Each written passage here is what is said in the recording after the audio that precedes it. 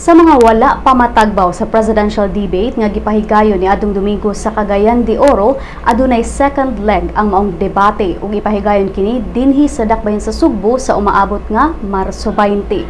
Ang debate sa Marso ipahigayon sa University of the Philippines Cebu Performing Arts Hall didto sa Barangay Lahog. Ang maong building makaokupar og 500 ka mga tawo apan 300 lamang ang pwedeng makasulod. Ang uban nga motambong sa maong debate sa gawas na palingkuron ug gibanabanang 1,500 lang ang maakomodar sa gawas nga bahin.